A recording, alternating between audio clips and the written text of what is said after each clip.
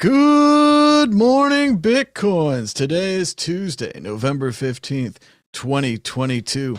We are live on Zoom and Twitter Spaces, on YouTube, on Facebook, on the World Crypto Network, and we're looking for you, caller, to tell us, like we were 5 years old, explain us, what did SBF do and how did he think he was going to get away with it? We've got Frank in the audience right now. Let's see if we can get Frank on stage. He would be caller number one. We've also got Satya.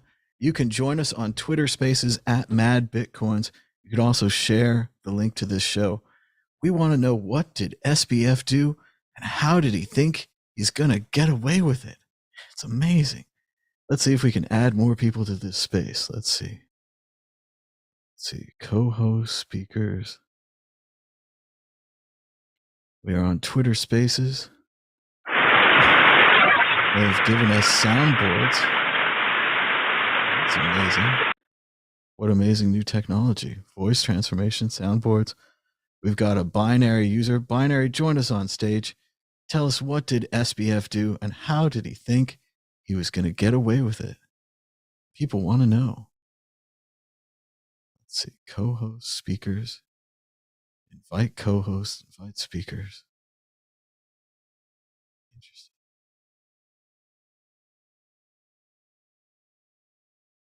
Let's see.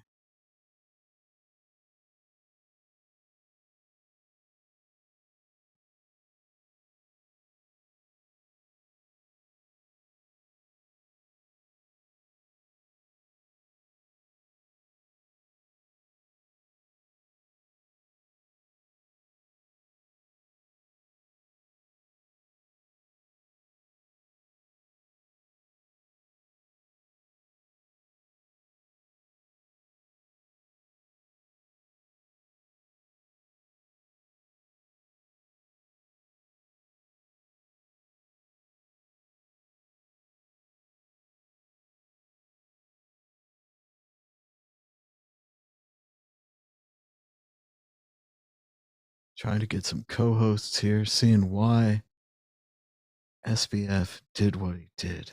It's the strangest thing. Or if I can change accounts, let's see here.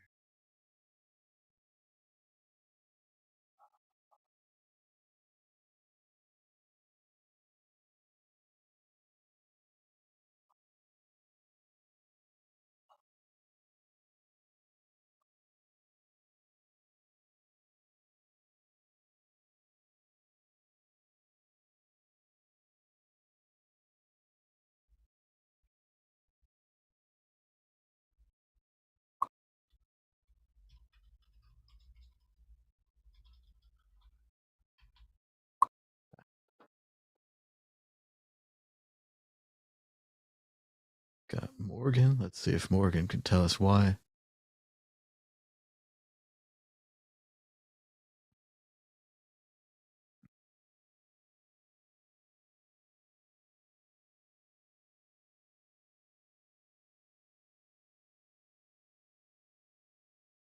How do I make it where anyone can speak? Let's see. Everyone. There we go. Oh no, how about people I follow? View captions. That sounds fun.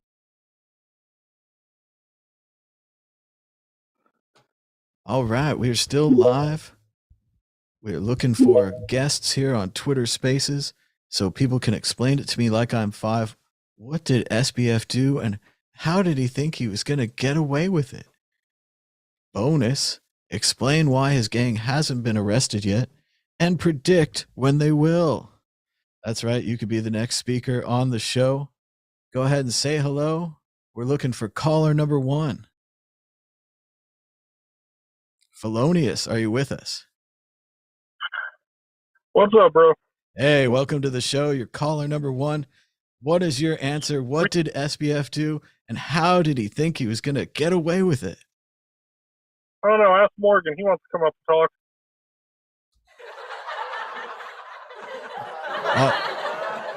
Oh, come on. You can give us more than that. What did SBF do? Just tell us like a 5-year-old. Give us your best answer. He traded with users' funds and fucking lost. which is honestly amazing, seeing how he could see all the data coming in and out. So It's I truly don't know. unbelievable, especially considering his background, Stanford law, parents, all those Yeah, connections, Gensler, all these benefits, and yet still big loser. but some of the smartest people in the world have no common fucking sense. It's pretty amazing. I don't know how he thought like it was so big, billions and billions of dollars. And they say in all the comments now, they're saying he was the kind of guy that just went bigger and bigger. They said, well, can I get more leverage? Can I get more money? Can I get a bigger system, bigger ads? And then it all explodes. Yeah, exactly. He didn't think he was going to lose, and it all came fucking crashing down. Excellent response. Let's see if we can get Morgan up here to give us Morgan's answer of what SBF did and why he thought he was going to get away with it. What's up, Thomas? How you doing? Hey, Morgan. Good to hear from you again. Glad to hear you're doing well. I think that you should never become a billionaire in less than like 5 years, because if you become a billionaire way too fast, like winning the lottery, you have greedy lawyers and stupid people around you, and it takes a village to be that stupid. So the guy's probably pretty negligent playing video games during a crisis, but also he apparently has a lot of stupid people around him telling him stupid things. So I would say like 90% of the responsibility is probably on anyone doing something stupid, and 10% is the amount of stupid people you spend time with every day. Well, it was his girlfriend's company, man. They needed the money. You know, what would you do if she came to you with those amazing glasses and that cackling laugh? Well, like that's a part of my answer. There is like the team who you choose to be around, and that's kind of a weird thing to like be hiding on an island like nonstop, And if you put your money in a trust and a corporation on an island, that's one thing. But if you like sit in your little mansion on an island and play video games all day and don't like go out into the real world unless Clinton invites you on stage, something's really up, It was a pretty strange choice. Let's see if we can get Fran or Jimmy up here on the stage. Anyone is welcome here. We're looking for your best answer. There's no wrong answer. We're just curious to find out why SBF thought he could get away with it. And just, a nice general explanation of what he did. Let's see, Kimberly, anyone could join us now in Twitter Spaces at Mad Bitcoins. Well, Morgan, what do you think is going to happen to him next? Do you think that SBF will be caught, or is this an unfortunate situation? Obviously, he's tweeting this crazy stuff. I think that I've seen this said a few times on Twitter today that we have the Tornado Cash developer in jail and Ross Ulbricht in jail, but everyone who was the CEO of an exchange that disappeared with billions of dollars, all the way back to Magical Tux, no one is in jail who runs an exchange. It's only the guys doing the hard scientific work, Just kind of sad. So I don't expect anyone in a executive position to go to jail. It's always the guys that write code, Morgan, you've been around a while. You certainly so remember, maybe Cripsy. maybe his programmer. Yeah, well, Big Vern's not in jail too, That's what I was going to say. Big Vern, allegedly in China, allegedly made a copy of Cripsy, ran off with everybody's altcoin back in the day, and completely not in jail. Never talked about. Even Dr. Roya from OneCoin. Of course, that might have ended badly for her. You never know. Maybe there's a reason these people don't talk, but you're certainly right. No one that has run a Bitcoin exchange has ended up in jail. But let's put a yet on that. Maybe there's still hope. Well, I want to like be clear, like my view is maybe the programmers get picked on, but Mark Kerpalis at Mt. Gox actually was writing very shitty code for Mt. Gox after he took it over. So maybe he, because he was an executive, he didn't go to jail. But if he was just a programmer, he probably would have went to jail.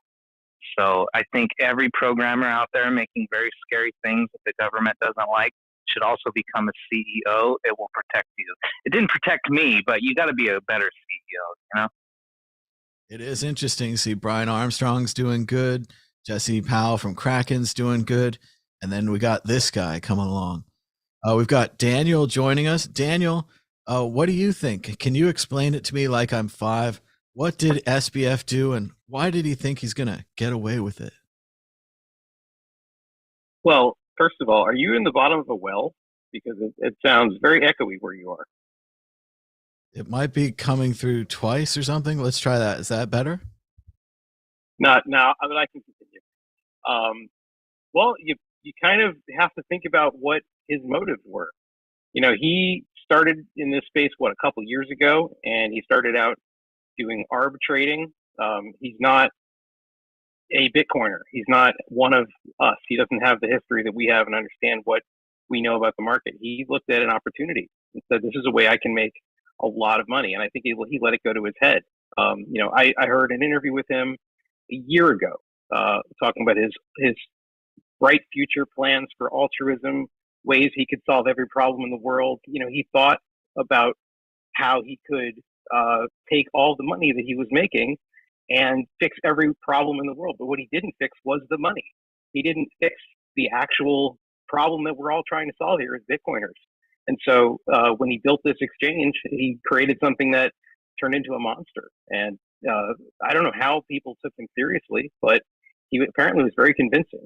So all I can say is, you know, do your due diligence when you're putting your money anywhere. If you have any assets that are on a custodial exchange, you want to really know who's behind that and what their motives are. And if you can't understand what they're doing and where the yield is coming from, it's probably coming from you. It does seem like we have a broken system when a company like this can advertise during the Super Bowl, sponsor the Miami Heat arena, so much more. Didn't they all just close their eyes and let it happen? You know, it's really funny. I went back and I watched the ad that they ran during the Super Bowl with Larry David. If you haven't seen it, go take a look at it. It was "Don't Be Like Larry," and it was basically Larry David as a different historical figures over time, rejecting every modern invention.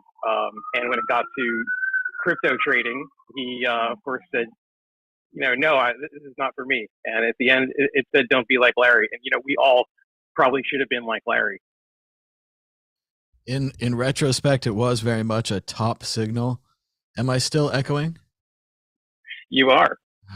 It's just Twitter. Yeah. You sound like you're down in the basement. Is that where the miners are? You won't like. I have all this computers connected to everything, and all the newest technology. Let's just turn Bluetooth off. Let's turn Bluetooth back on. All right, how about now? All right, any better now? No, about the same, but just push on. I think we can get through this. I give up. Thomas is in the back cave, the Mad Bitcoin's back cave. You know, it would be great if you did your Mad Bitcoins intro with that echo. It would sound incredible.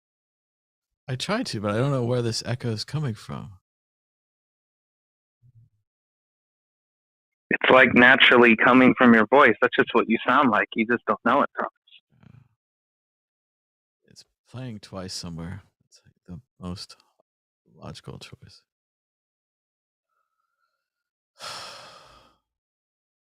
You know, it's funny because I don't actually personally know anyone who had funds on FTX. I know a few who were involved in other scams like BlockFi and whatnot, and someone tried to get me into Celsius a year or so ago. But you know, I will say I'm fairly against most regulations in this space, but the New York Fit license might have saved a lot of people where I live from participating in this scam because we couldn't even get on FTX. They did not do business in New York, so I guess that's possibly the saving grace for the people I know. Oh, come on. Well, Give from it my up for understanding, no libertarians. one in the U.S. could. Like, what is this true? No one in the U.S. was able to use FTX. They had to make FTX US like Binance did, right? US, but they Yeah. still only supported states that didn't have heavy regulation on the crypto industry. So New York, I think Hawaii, and Washington State were blocked, but everyone else could be involved. So if you had maybe skirted regulations, used a driver's license from another state, something like that, you could have probably gotten an account. And I'm very glad I didn't. In fact, it was I remember a friend of mine actually asked me how to get on FTX, and I looked at it and I said, "Oh, you don't want to be involved in that." And as soon as we realized they weren't, it doesn't matter if it's a New York regulated company or not. But when I saw, the fact that any exchange that has its own token, I don't use Binance. I don't use any of these exchanges. I think if you have a token on your exchange, you should really, assume that that's some sort of scamming vehicle designed really to just benefit the exchange itself, not you as a holder. I think it's interesting that everyone wants to be like the Federal Reserve and have their own printed money machine. So it's interesting that every exchange, from my experience, all the way back to Bitcoinica, just used Bitcoin. Mt. Gox just used Bitcoin. Cryptsy didn't have its own token. And then I don't know if it was Binance's coin that they used to raise money to build the exchange that kind of triggered everyone to, we should do that. But, I'm sure there was plenty of dollar scammy things happening on the exchanges before, they had their own token. Well, and they were doing other things Cryptsy too. did have their own token, Morgan. I think it was one of the things. Did they? When they started to go down, because I was going to say that I agree with Daniel, and my brother's always saying that whenever they print their own token, that's when they start to go down. Well, Cryptsy did another thing too. Was it a Cryptsy token? Like, what was it? I don't remember that. And I am in that class action lawsuit to get all my Dogecoin and Bitcoin back from Big Vern. So I was unaware of that. I feel it was Morgan. I was also in the Cryptsy hack. I lost some stuff on there too, but I don't remember the token. What I do remember was that they had this thing called a vault where they promised that if you put your coins in there, I think you could earn more yield on the coins. I don't remember exactly how it worked, but it was basically a extra secure, I'm using air quotes here, place where you could store your crypto. And of course, once they opened the vault, no one ever saw their funds again. I do remember that, the vault. It seems a lot of those exchanges back in the day, you could own bit shares or something. You could go to that one website that was selling stock in things, and then you would get a cut of the trade of the daily volume. Don't you guys think Cryptsy did that? Wasn't it one of those? I do, yeah, because when I listed Bitcoin Kinetics on cryptostocks.com, Cryptsy was on there too. I remember that. That was like the first version of equity that paid dividends in Bitcoin that I ever found. So I actually used that for my company, and then lawyer told me to leave it because it was in Germany, and I was the U.S. company. But I remember Cryptsy was the number one on there on cryptostocks.com. Yeah, I think that's what my brother and what we would refer to with the Cryptsy making their own coin, very similar to Binance, who later made their own coin, and Binance became a $1 billion company, and Cryptsy just ran off. Okay, so maybe the innovation in whatever you call it, they're trying to be like the Federal Reserve, was actually having their own token on their own exchange. Cryptsy had it on someone else's exchange. Maybe it was an entity they had a hand in, but it was a separate thing.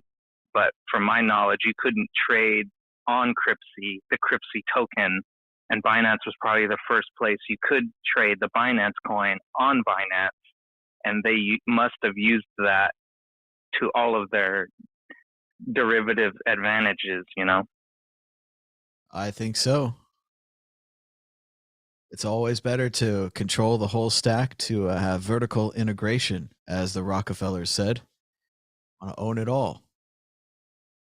See if we can get Anti up here to speak. Anti, will you tell us, like we were 5, what did SBF do? How did he think he was going to get away with it?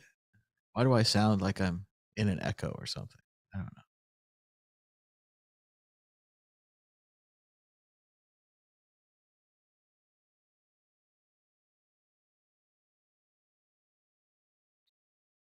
Well, what do you think, Daniel? Are these guys going to be caught, or will they run forever? I don't think that he's going to run. He's just too well connected. He's not the kind of guy who I think can flee the Bahamas and go to some other country and live his life. Like, what worries me actually is that he's so well connected that he may not ever go to jail. It's more likely that he'll get some kind of a plea deal or a sweetheart deal and get a free pass. And a few years from now, people are going to look for the redemption story, and he'll probably get to ride again, which worries me more than anything else. Whether he goes to prison or not, he should for what he did, absolutely, because he was, he had a fiduciary duty as someone who is the CEO of a financial institution, taking large sums of money from people across the world.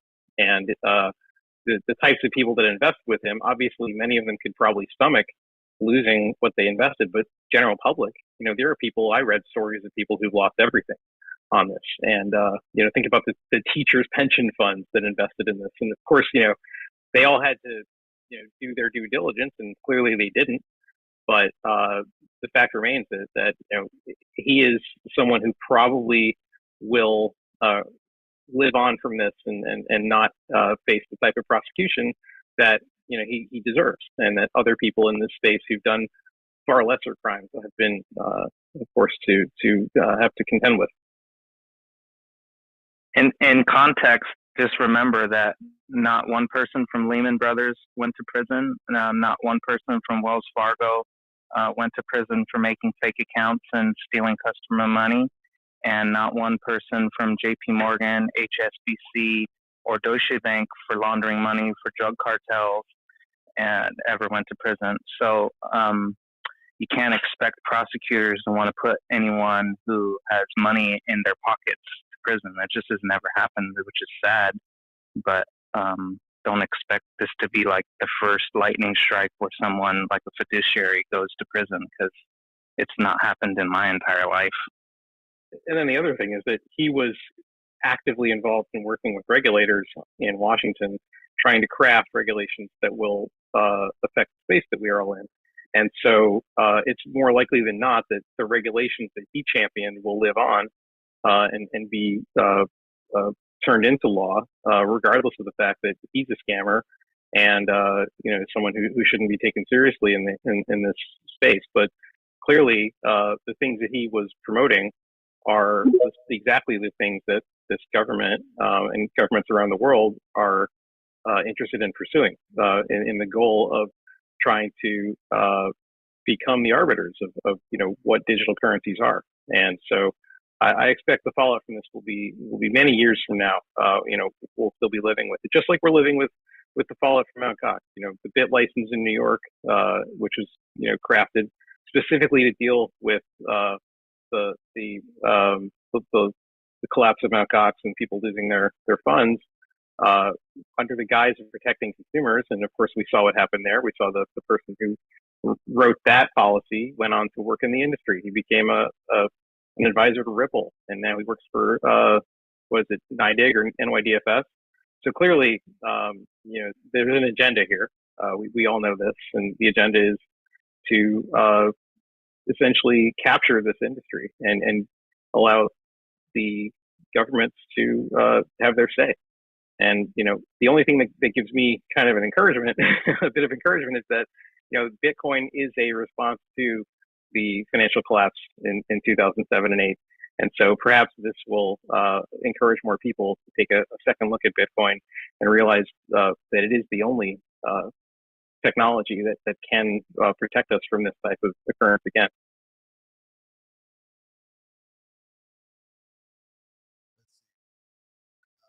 I give it a shot. I hope you can hear me well. I think once a time there was a gambler, and he wanted to gamble more with bigger stakes. So he created an exchange, and it went well for a time, during a period of time. And then he started to borrow stuff to other companies.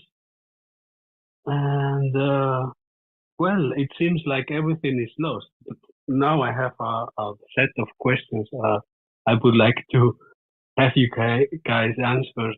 The first one would be, is money a value, or is money represents debt? The other one is, how can you lose so much money? It must be somewhere. It's not really lost. It's just in a different pocket, I think. And I want also to. I really agree with Danny and Morgan. I think what he said previously. At the end, he's gonna get only a slap in the wrist because he's coming maybe from the right families and also well connected. So this is all thanks. I forgot what pocket my money was in. I like that.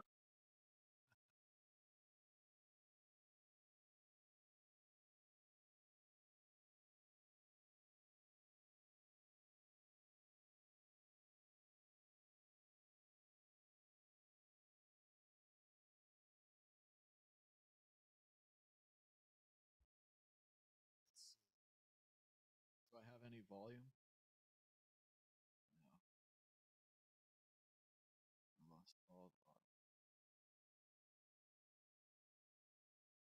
volume. All right, how about now? Oh, that's better. Nope, you're still in the well, Timmy. Why am I in the well? How about now? How about this? How about that? It's all right, man. You got some cool reverb going. It's not bad. It's in this setting somewhere. I'm gonna find it. You got that stadium reverb on. Oh, I'll bet I know what it is. I'll bet the Zoom thing is messing with my audio. Yeah, maybe you have some kind of voice transformer activated or something like that. Oh wait. Oh yeah, he's totally right. It's part of this stupid soundboard thing. It's a voice transformer thing is on. Okay, how do I turn this off? Okay, did it turn off? This No. This is I blame Elon. How do I turn? Well, this? that's even better. Yeah, it's even better. It's gonna get better. I'm gonna figure it out. Let's see. There you Oh, that sounds better. Yes, the voice transformer. Yeah. Okay, so yeah, it was the voice transformer as part of the new There you Twitter go. features. Okay, because yeah, I'm checking all these other things that have nothing to do with that. So yeah, I was messing with like everything else. I mean, I don't know if I have that feature. Oh God. Yeah, I don't have that feature. Oh, it's what? Oh wait, it's, no, there it is. If you go into soundboard and you, yeah, I was in soundboard. Yeah. Like I was like, oh, I I want can change my voice now.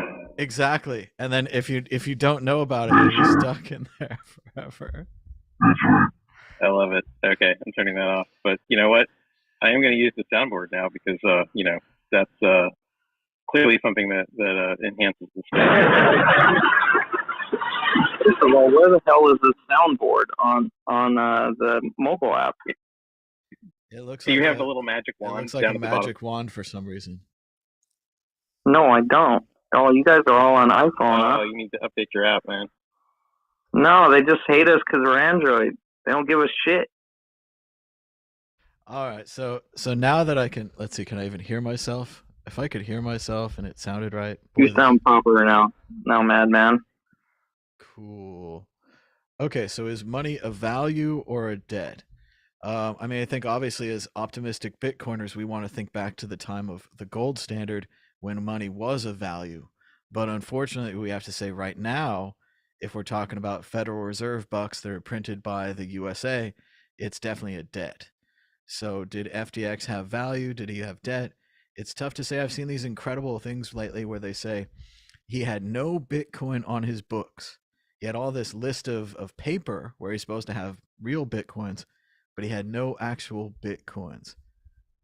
And it's amazing that he can lose so much money, but mainly it was about these bad bets. And like Mortgage was saying about leverage and how you can just get out of control with your debts and just gambling. I think he just gambled it away, or his girlfriend did. Somebody did. I want to say that I got to see that beautiful corporate structuring chart that was released about FTX. Many LLCs, corporations, and on all of the entities that were in the little conglomerate that him and his group created. And as a professional money launderer myself, I would like to say I didn't see one trust in there. And so, unfortunately, that money is probably not gone. It's probably been moved into a trust, which is disconnected from the commercial code. So there is no LLC, there is no corporation in a trust, there is no need to report to a government when you're in a trust. And so some bank account or some wallet held by a trust is probably holding lots of money that left some of those corporate and LLC entities, and we will never see that money because Bitcoin and cryptocurrencies are trackable on the blockchain, but once they're put in a trust, no one knows who owns the trust because the trust owns assets that a trustee can be resigned and no one knows who the beneficiaries are or the grantor. None of that stuff is public for a trust. So you can expect that there is a lot of money that left the FTX empire and went to some unnamed ABC trust that no one knows that he may be a beneficiary or trustee to. And it could even be layered in multiple trusts where a trustee could be another trust. So we don't know that that money just vaporized. It probably just moved somewhere. Now, do you think it's entirely possible that some of this money never existed? If FTX Definitely was claiming their customers were buying an asset, let's just say Bitcoin, and they didn't actually have it, but they credited their account, so you saw it on the screen, it may have never existed in the first place. Now, they took your dollars or they took whatever you traded it for and did something with it, most likely converted it to FTP tokens and then tried to get more yield on it. But it's funny, we're asking like what happens to your account when something like this happens. You guys all know Dave Portnoy because he posted this a few days ago, and he wrote, this is a tweet I was looking for. I have a dumb question. If I bought Bitcoins through FTX and FTX goes belly up, where do they go? Like, Bitcoins are finite, right? Does anybody have any access to them, or are they just lost in the ether or something? Which I think is, that's the perfect sort of example of someone who just doesn't understand what they're even getting into. You went to a custodial exchange, you gave them money, they gave you an IOU. Now, you never redeemed it. You never actually had the keys. You never withdrew the coins. So whatever they weren't yours. They were just a number on a screen that you thought was yours. They can do whatever they want in the back end, and you have no control. And a lot of people learned that hard lesson a few days ago. Well, and remember, these new Bitcoiners who are coming up now, they don't have the benefit that we had where you actually had a Bitcoin QT wallet on your computer. And you could understand, you could be like, wow, I can run this little application, or I can run eventually a smaller, lighter version of that on your phone. They haven't really synced to the real blockchain. They haven't really seen like the Bitcoin miracle. Yep. Like when you have that QT wallet and you buy, $100 or whatever on Coinbase and you send it to the wallet and it appears, and you know that it wasn't really Coinbase that sent it, right? It's the Bitcoin network that sent it. Yeah, Portnoy and people like that have no idea what that really is. And that's why that other tweet that was really popular recently, Daniel, I'm sure you saw it, where the guy said, if you have to learn how to use a hardware wallet to use this technology, that it's never going to catch on. Did you see that one? I don't know if I saw that one, but I've heard that said many times. I had a conversation with someone about that just a couple weeks ago. The same idea that hardware wallets will never catch on, that self custody will never catch on. It's the same way as saying the internet will never catch on, and cell phones will never catch on. So I think things like that they may only appear necessary at the moment people realize that they needed them already. and then it will become something that over time is more common. And we saw, Jack Dorsey is talking about building a brand new type of hardware wallet for the masses, something that's lower price point than Trezor, which is already fairly low. But the fact that anybody can get that on their, whether it's part of their personal device, maybe it's integrated into a phone, or it's something that they can learn how to use very quickly. I think that's has a lot of potential. But I also wonder, and this is just me wondering out loud, if the user experience of Bitcoin has now become too easy. Not just Bitcoin, but the whole, all the apps that are in this space. If they're too slick and too easy, and they feel like banks, and they're indistinguishable from Bank of America, or even better UX than obviously than what you'll get from your Chase app. If that gives people a false sense of confidence that someone is behind that, standing behind their value and guaranteeing them in the same way that FDIC insurance guarantees their value. And of course, none of that exists in this space at all. So I wonder if it's, that's part of the ruse. That's the illusion that companies like this have created, where they have, they spend most of their resources on marketing and building beautiful customer experiences, but don't do anything to protect their customer funds. And it's not until something like this blows up that people actually realize that.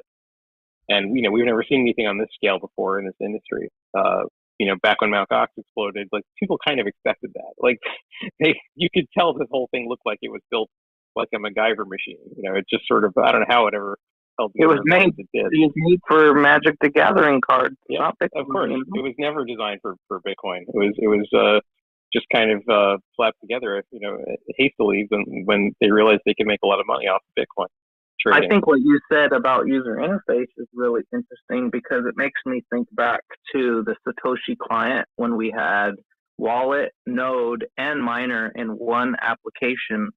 Even before it was Qt, the first versions, I think King Satoshi put all of that in one thing to not be like the best user interface, but to realize that you don't have anyone behind you. This is all you. You're the node, you're the miner, and the wallet. And then a lot of talking heads said that, well, we shouldn't have miners touching the wallet at the same, computer. Your computer gets hacked, you're going to lose your wallet. So let's separate the wallet from the miner. And then, eventually the phone became so much more convenient. Let's just separate the node out too and make it a light wallet, and we don't need to sync it.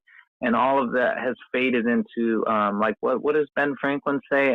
Those who want convenience over liberty don't deserve neither.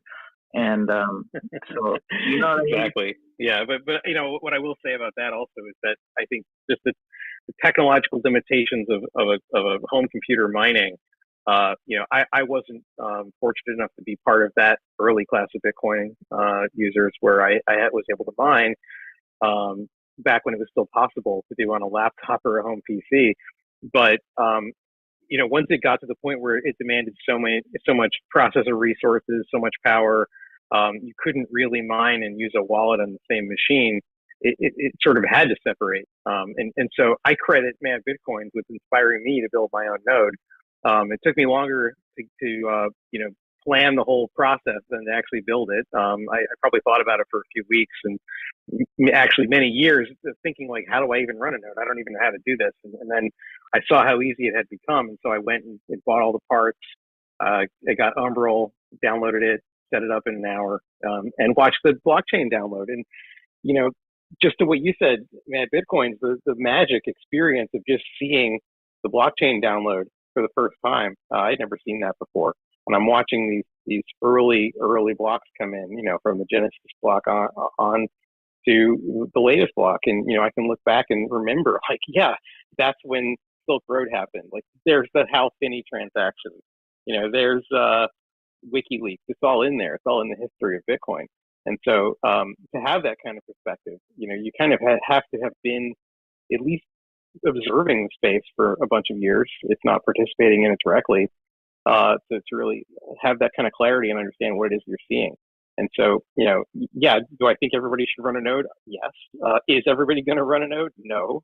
But you should understand why these things exist and why self-custody and key management is so important. And I do meetups and spaces on frequently where I talk about this. I talk specifically about key security, about getting your coins off exchanges, because I've been in that place before where I've lost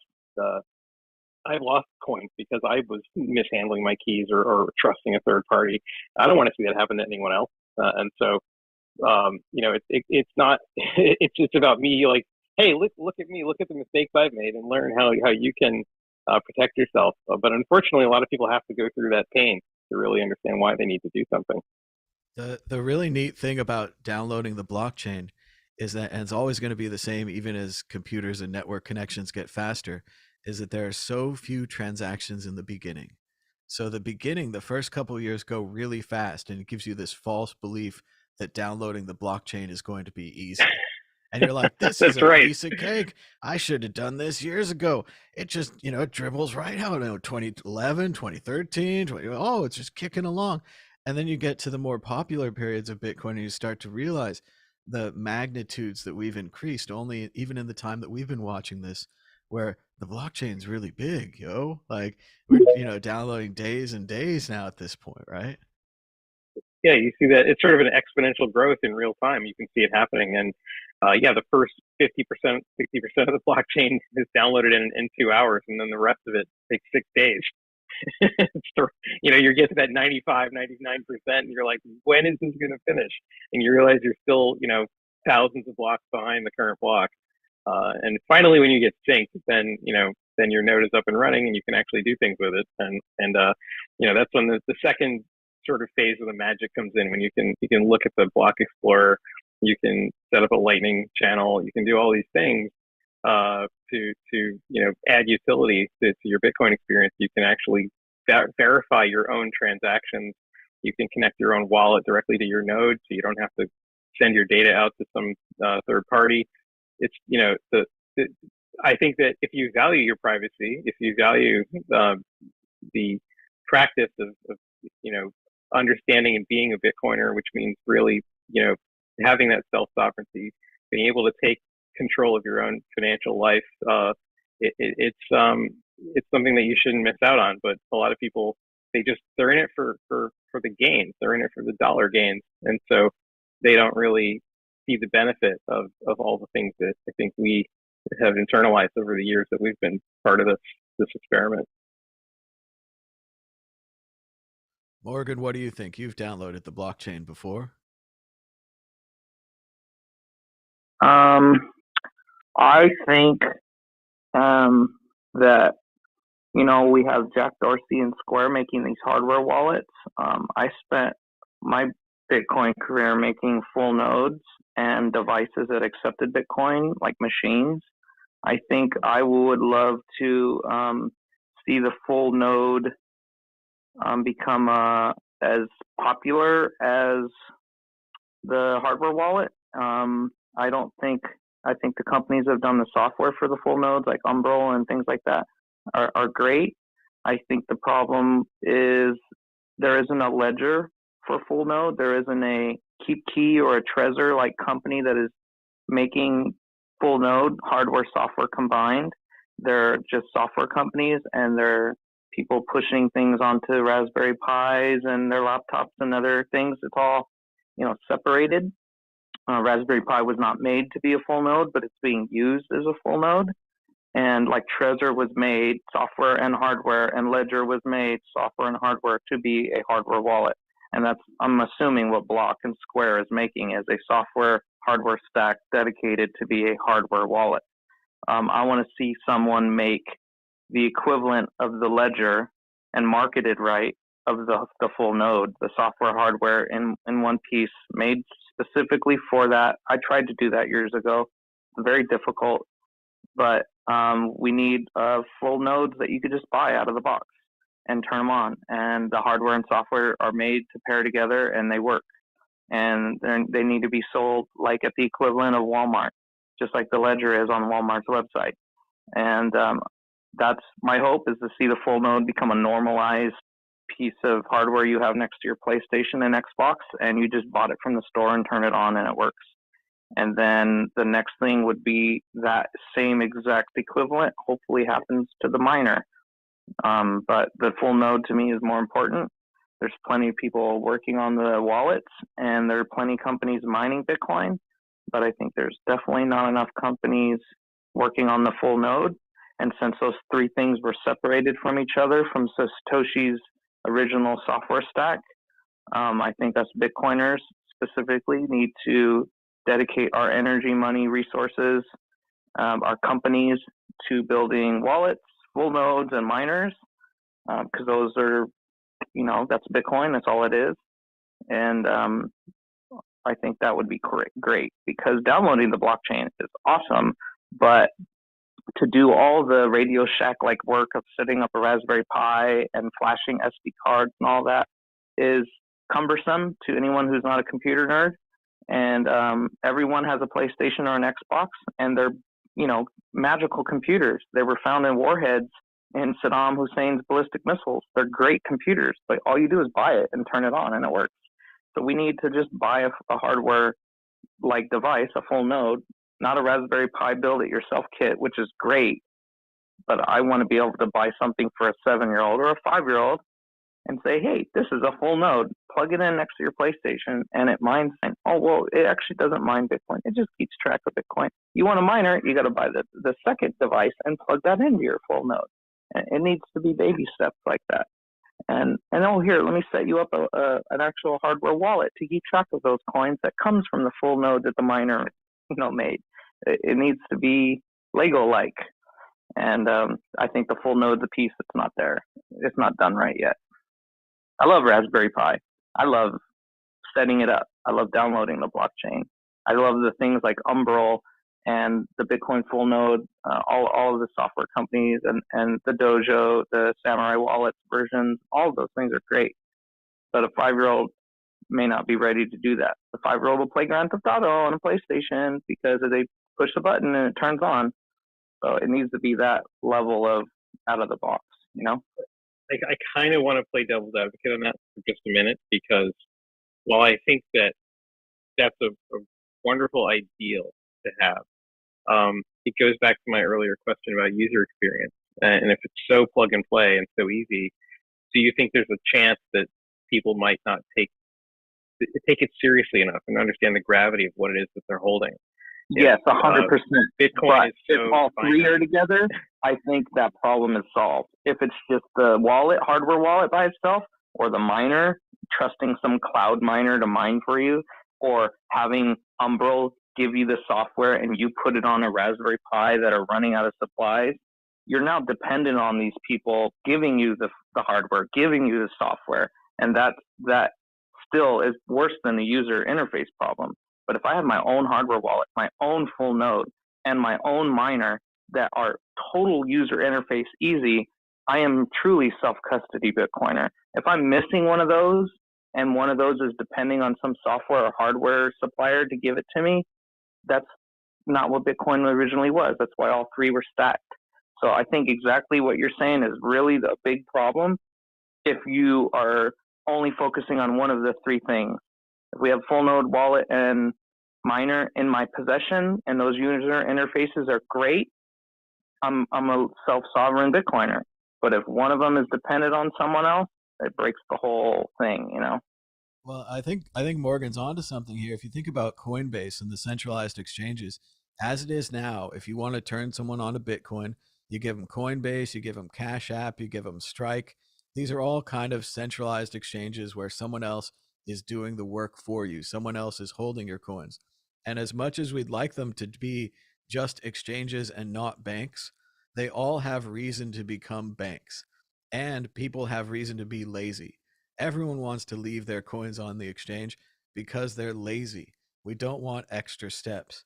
But like Morgan's saying, if you introduce to, and well, it's a kind of thing where we could solve these three problems now, or we could keep having failures at one of these sections until we solve these three problems later. In the future, we're going to need Bitcoiners who are running nodes.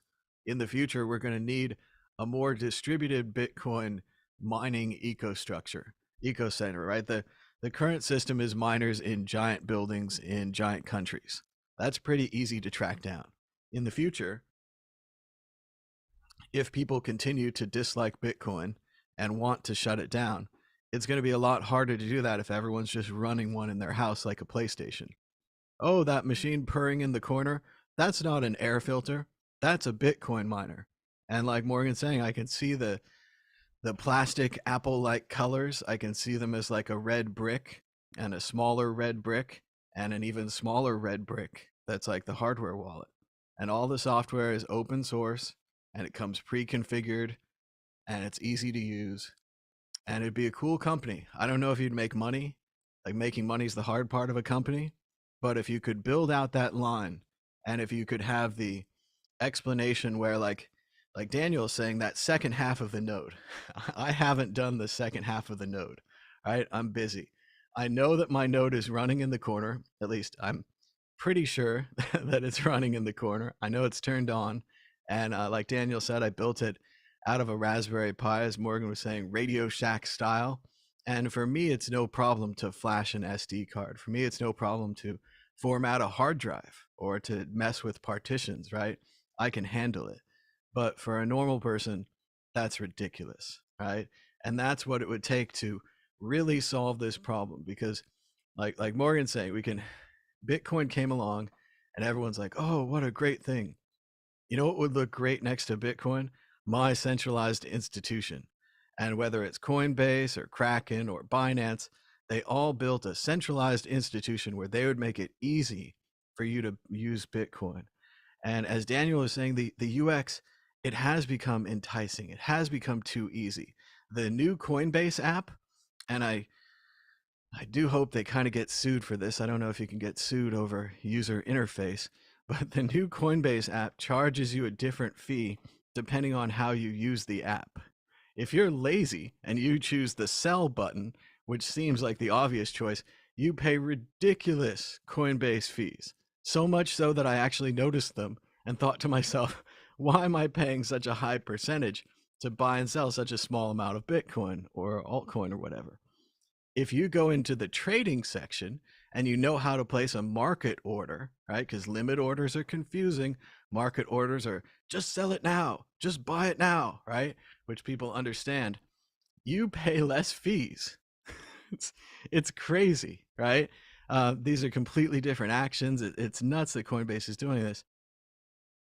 And it's completely separated from the blockchain to the point where Dave Portnoy, who's definitely a smart guy, Barstool Sports, does all these investments, like runs his own show, doesn't sound like an echoey robot for half an hour, and still doesn't understand. Thanks, Daniel. Still doesn't understand if there was Bitcoins inside of FTX, if they're his Bitcoins, if he's getting them back. It's kind of like when you used to buy stock from some company and they would send you the stock shares in the mail. And so it wouldn't matter if Goldman Sachs or whatever went down, you'd have those real stock shares. Well, he didn't get the real Bitcoin shares, right? Nobody sent him a hardware wallet. No one explained it how it worked. Nobody even tried to send him a paper wallet. So all of his Bitcoins, which were in SBF or in FTX, which might not even exist because we don't even know if they're holding the Bitcoin that you think you're buying. And that's how bad an idea these exchanges are and how unsatoshi an idea they are. Satoshi was never like, let's build an exchange. It's just like the founding fathers. They were like, everyone will get along and we'll never have factions. We'll never have political parties. We don't even need to plan for that. I mean, imagine if it becomes a duopoly, two parties feeding each other for hundreds of years until one of them becomes completely corrupt. Don't even think about it. The fact that the House of Parliament has 5 parties fighting with each other, Green Coalition, all of that. We'll never have factions. Satoshi dreamed we'd never have exchanges. And I do think Morgan's really onto it when you talk about that kind of, and I want to get religious with you now, that holy trinity of that original Bitcoin app where you could mine and you could node and you could wallet all at the same time. That is kind of a superpower. That is kind of something that we've lost. And if there was a company, although again, I don't know if it would make money, it doesn't siphon off customer funds into another account, so it's not really valuable. But if there was a company that, like Morgan's saying, built like Lego or Duplo blocks of node, miner, and wallet, that'd be cool. I'd buy one of those. I'd try to buy those for kids. So I think that's a super good idea. And I think Daniel's got a good idea too on the second level node stuff. You said a lot of things there that I wanted to respond to, but I didn't want to interrupt. All right, we'll have Daniel go first, and then Morgan, and we'll I have don't Fran mean to interject, but first and foremost, you said one of the political parties is corrupt, and I couldn't stop laughing. But I've been waiting for 2 years to set up a Lightning channel with you, and I hope that you will eventually get around to getting your node up and running. Since I do credit you with inspiring me to get mine up and running. And I'm actually in the process of trying to teach others to build nodes now. And what we want to do is actually create a network of nodes in our local area and then expand that as far as we can internationally so we can get actual Lightning activity going amongst our sort of circular economy. I think it's really important to be able to show that kind of utility on Bitcoin because most people still haven't experienced Lightning.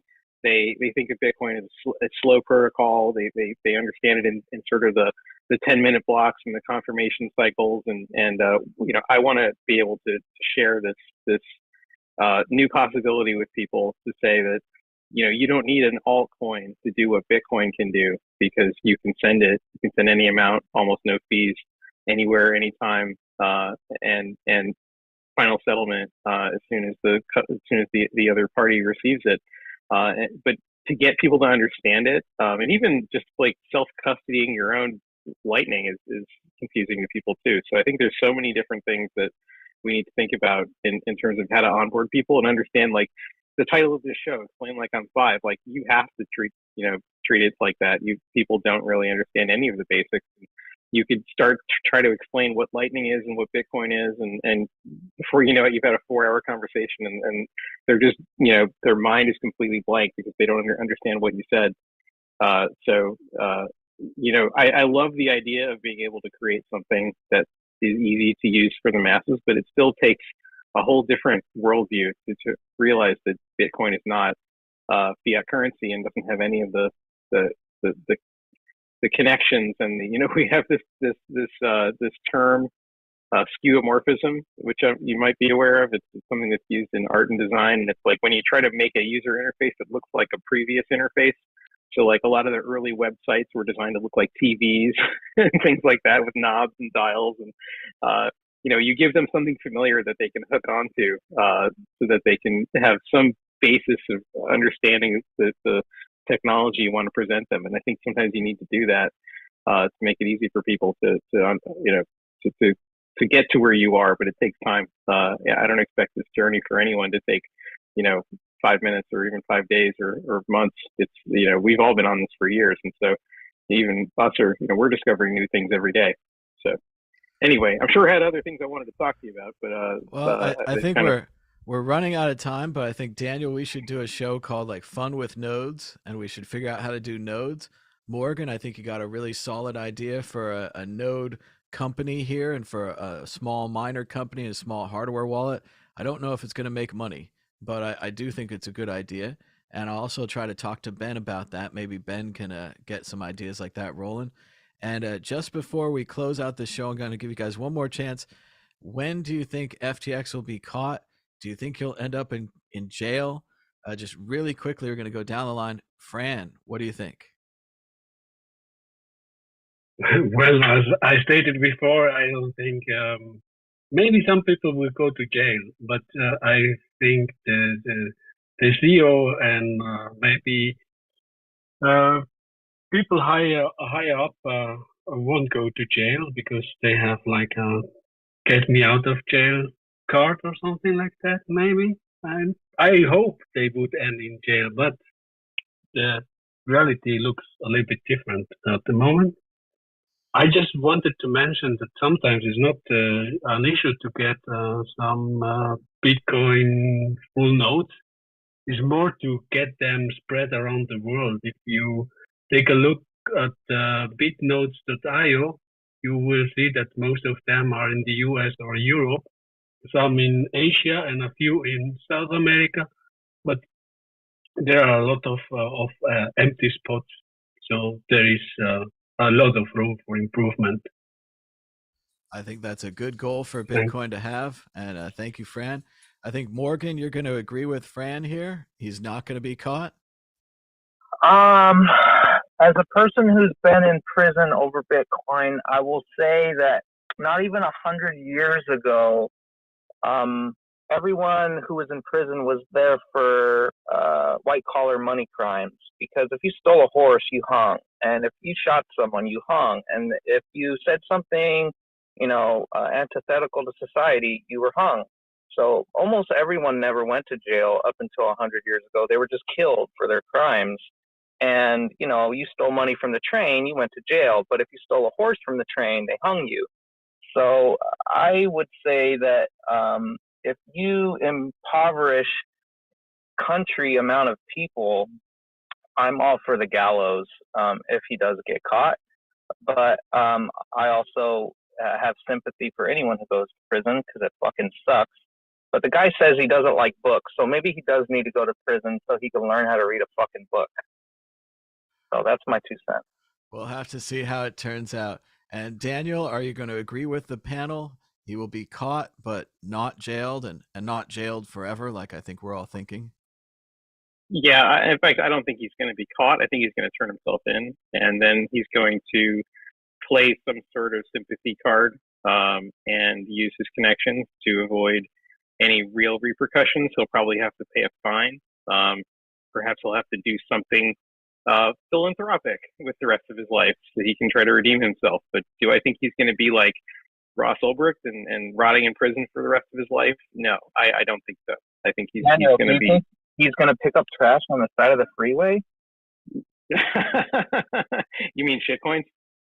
You get a little slap on the wrist from the judge. They make you pick up trash on the freeway. I mean, are we going to see this guy in a hazard suit on the side of the freeway? He'll probably start some sort of like clean up the ocean trash foundation and raise money for it and try to tokenize it. Well, if he does that, I'll give him a wink and a nod. Like that's, you got to do something, save the whales or something. Like you definitely got to do something to redeem himself. But unfortunately, as much as I wish that he would spend hard time and that he would work it off, I think Morgan's going to be probably right. He's not going to even pick up trash on the side of the freeway.